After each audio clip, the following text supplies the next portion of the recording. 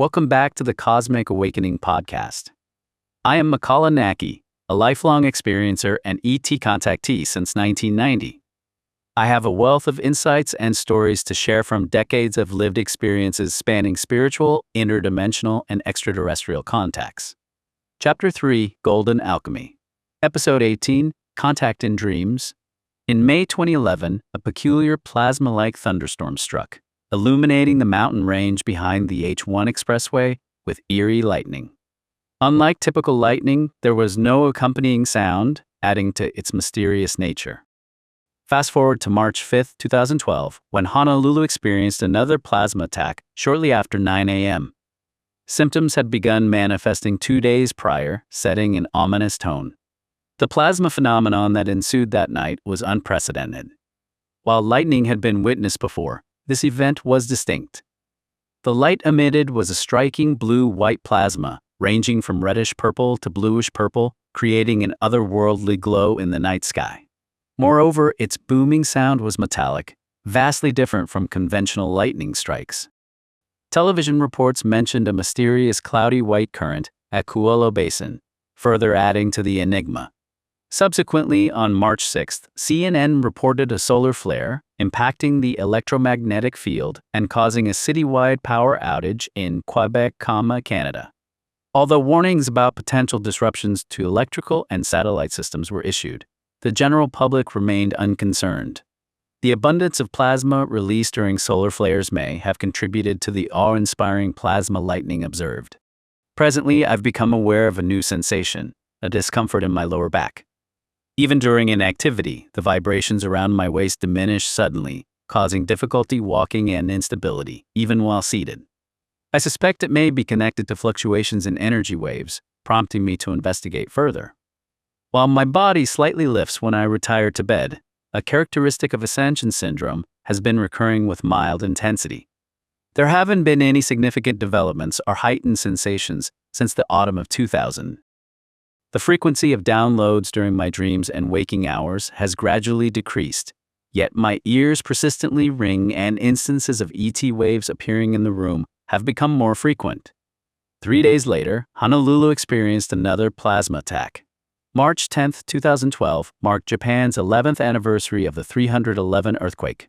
Despite it being mid-March in Hawaii, an unusual chill lingered in the air, contrary to the usual warmth. Reflecting on the solemn occasion, I offered prayers for the souls lost in the tragic earthquake. Seated on the lanai, I was lost in contemplation, pondering various topics. The downloading process had commenced earnestly since October 28th of the previous year. I mulled over a dream from that morning, the recent download experience, and the significance of the 3/11 event in Japan. As my thoughts meandered, I sensed a message indicating that contact would intensify. I listened intently as the details unfolded. Contrary to common belief, the nature of contact differed from popular perceptions. I learned that it would take some time before UFO sightings became widespread, and that contact would initially manifest on an individual level as a precursor to collective encounters. The number of individuals designated as contactees was said to be on the rise. As part of the preparation, I was advised to watch the film Contact, based on Carl Sagan's novel, paying particular attention to its final scene. In this period, dreams often felt vivid, like high-definition images, unlike the usual foggy recollections. The dream I had on March 9th, following a session with Takako, a Waikiki acupressure and chiropractor, struck me as particularly peculiar. I found myself in a room with a pure white glow, its contours gently curved rather than angular. This radiant whiteness was iridescent, casting the entire space in an ethereal luminescence that seemed to emanate from within. Remarkably, no discernible light source illuminated the room. Instead, it basked in an intrinsic luminosity. At the room's focal point stood a white, bow-shaped table, flanked by a gathering of 5 or 6 individuals. They shared standard features: dark hair, petite stature, and a faintly Japanese appearance. As the door at the rear of the room swung open, my bewilderment peaked upon the entrance of a woman.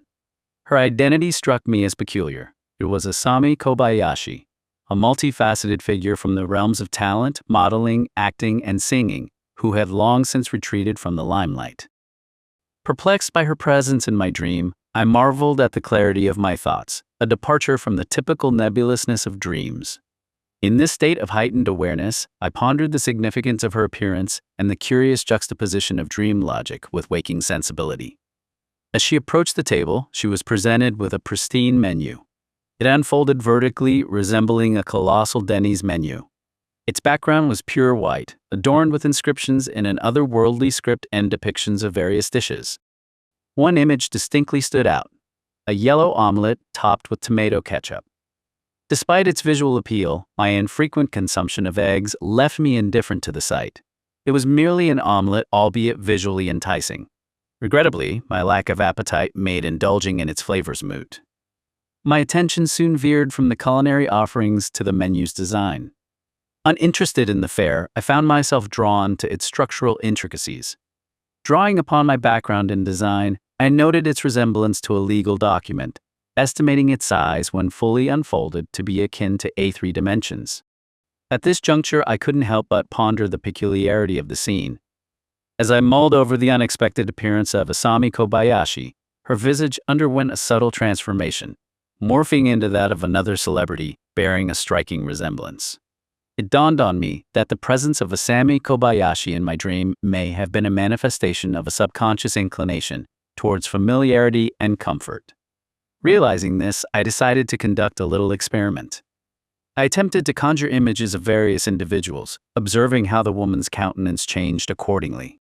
With each mental shift, my consciousness began to wane, eventually plunging me into oblivion. When I roused from slumber in the early morning hours, I found myself back in bed, yet the vivid recollection of the dream remained crystal clear. Upon waking from the dream featuring Asami Kobayashi, my contemplations veered toward the notion of genuine contact. It struck me that these beings possess a remarkable sense of subtlety and meticulousness. They convey their messages through projections of the most reassuring and least alarming imagery, ensuring a smoother reception on our end. After documenting this experience on my blog, I received an email from my former roommate Chiaki.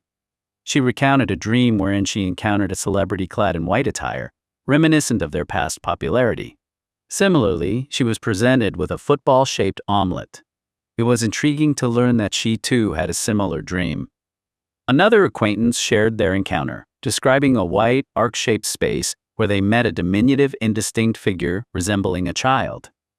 During our conversation, the topic of alien encounters arose, and Chiaki expressed apprehension at the thought of encountering beings in a manner that might evoke fear. Reflecting on the conclusion of the movie Contact, wherein the protagonist embarks on a journey to another dimension using a vehicle provided by aliens, I couldn't help but draw parallels. The encounter culminates in an encounter with an intelligent being who assumes the form of her father.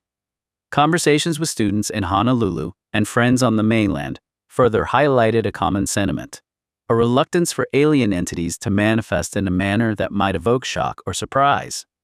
When discussing aliens, our perceptions often gravitate towards humanoid or Zeta Reticuli-like figures, yet the reality extends far beyond these conventions. It encompasses energy beings devoid of physical form, consciousness-only entities, and various multidimensional life forms. Our encounters with beings like the Illuminoid Kauai aliens and those with the Eye of Providence on Hawaii Island challenge the narrow human-centric view of extraterrestrial life. The prevailing portrayal of aliens in Earth society is minimal and limiting, leaving little room for the diverse manifestations of cosmic beings. Upon realizing that these entities deliberately avoid startling or frightening us during contact, I couldn't help but admire their wisdom, compassion, and meticulousness. Their efforts to prevent trauma, such as shock and fear, speak volumes about their consideration for us humans and their desire for peaceful interactions. She echoed similar sentiments when discussing this revelation with a friend who specializes in extraterrestrial studies in Seattle. Despite numerous dreams involving aliens, she noted that they never appeared in frightening guises, highlighting a consistent pattern of gentle and non-threatening encounters.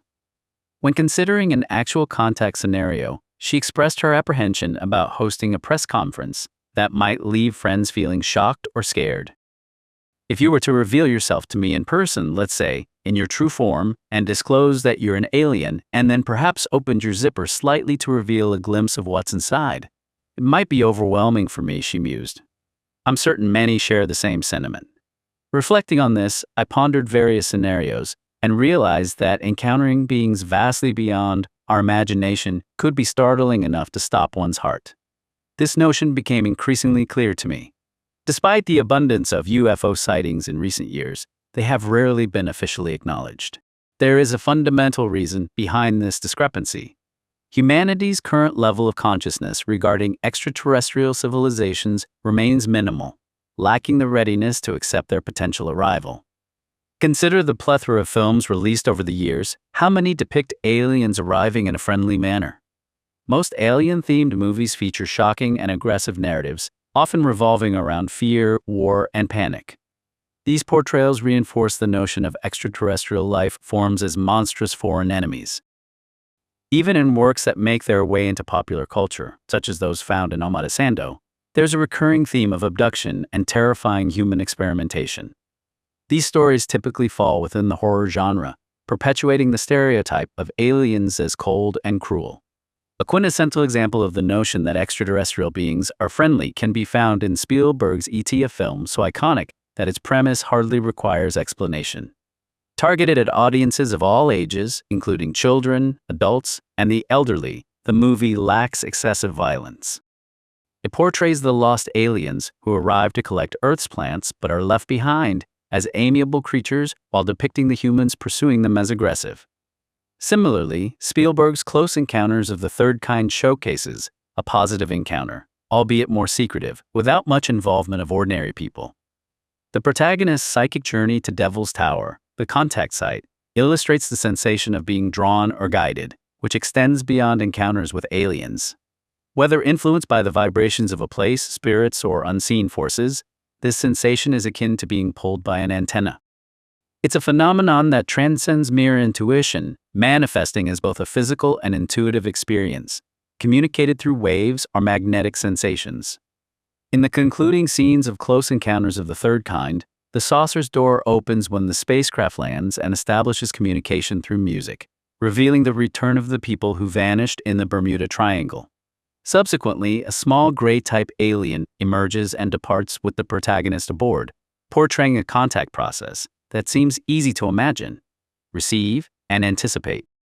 However, the story concludes with the landing of the spaceship and the appearance of aliens, leaving considerable doubt as to whether such contact will ever occur.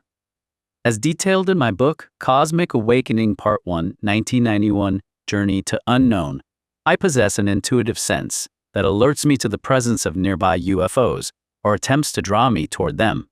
This intuitive awareness is often accompanied by intense vibrations in a specific part of the seventh chakra, making UFO encounters easier to discern and understand. To be continued. Watch and listen. Watch the cinematic video trailer. Listen to the full podcast now.